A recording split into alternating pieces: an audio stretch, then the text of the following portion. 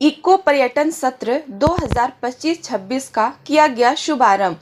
सोनभद्र विधायक सदर भूपेश चौबे ने आज इको पर्यटन सत्र 2025-26 के शुभारंभ के अवसर पर सलखन फॉसिल्स पार्क में आयोजित कार्यक्रम में उपस्थित जनमानस को संबोधित करते हुए कहा कि फॉसिल्स पार्क जनपद सोनभद्र में स्थित है।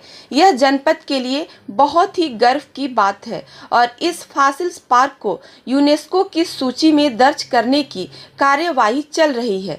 शीघ्र ही यह देश ही नहीं विदेशों में भी इस पार्क की पहचान बनेगी। उन्होंने कहा कि फॉसिल्स पार्क को देखने के लिए आने वाले पर्यटकों को मूलभूत सुविधाएं जैसे कि रेस्ट रूम, शौचालय, पानी की व्यवस्था, बैठने हेतु बेंच आदि की व्यवस्था सुचारू ढंग से की जाए और इस प्रचार प्रसार व्यापक स्तर पर किया जाए और इससे संबंधित होर्डिंग बनारस, मिर्जापुर जनपद के प्रमुख स्थलों पर लगाई जाए, जिससे कि उन जनपदों में आने वाले पर्यटकों को सलखन फॉसिल्स पार्क के संबंध में जानकारी उपलब्ध हो और वह जनपद में टूरिज्म की दृष्टि से आ सके। वन विभाग के द्वारा इको टूरिज्म के माध्यम से हम जन सहभाग बढ़ाते हुए वन का संरक्षण भी हो और लोगों को भी अच्छा लगे और लोग आए तो वन के प्रति प्रेम भी उनका बढ़े और बच्चों की खुशियां इस प्रकार बढ़े कि उनका भी विकास सर्वांगीण हो सके। इस अवसर पे आज यहाँ मैं वन विभाग के सभी डीएफओ, खासतौर से कैमूर वन के जो तपस जी हैं उनको बधाई दूंगा।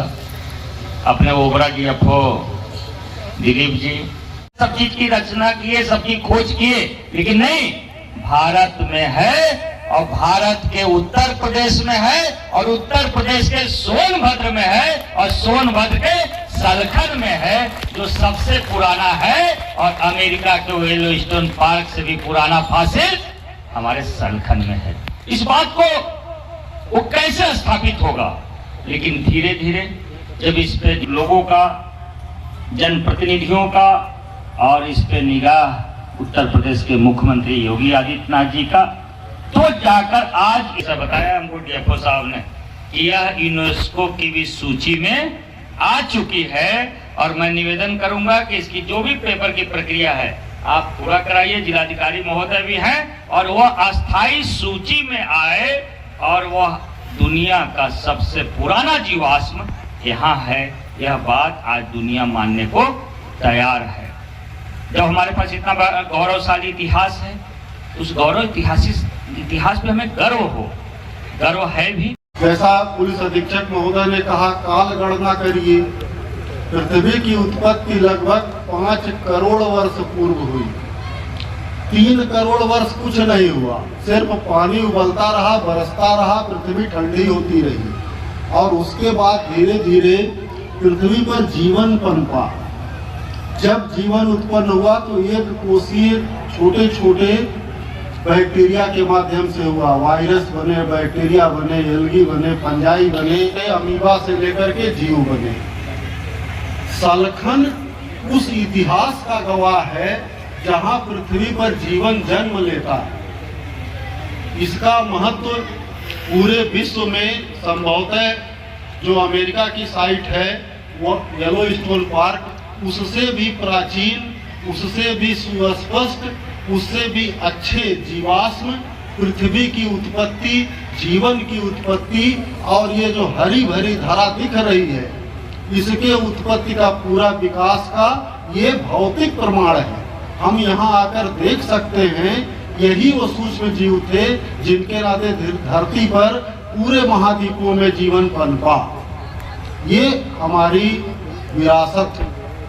सोनभद्र को इस चीज का गर्व होना चाहिए और इसके साथ ही जो ये क्षेत्र है, पूरा क्षेत्र कैमूर वन्य जीव प्रभाग के अंतर्गत संरक्षित है। वन विभाग इन क्षेत्रों में कुछ गतिविधियों पर रोक लगाता है, जिससे यहाँ का जो मूल प्राकृतिक वातावरण रहे वो बना रहे और लगभग 1450 वर्ग किलोमीटर में कैमूर अभ्यारण्य फैला हुआ है। अब कोई बच्चा इसमें अभयारण्य का मतलब बता सकता है? अभयारण्य शब्द सुना है आपने? नहीं सुना है। अभयारण्य वो जगह होती है जहाँ जीव जंतु सुरक्षित रह सके। वहाँ पर उनको, चूंकि पृथ्वी पर बहुत सी गतिविधियां हैं, मानव जीवन है, हम लोग उद्योग धंधे हैं, कहीं आग लग जाती है, कहीं खतरा रहता है, उससे वो जीव जंतु बचे रह सकें, इसके जो प्रयास किए जाते हैं, इसके लिए सरकार अभयारण्य बनाती है।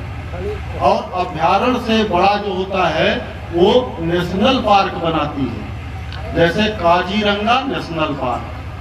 तो एक अभयारण्य अपने जनपद में है जो मिर्जापुर और सोनभद्र के लगभग 1500 वर्ग किलोमीटर में फैला हुआ है, और उस अभयारण्य का सलखन सबसे महत्वपूर्ण स्थल है।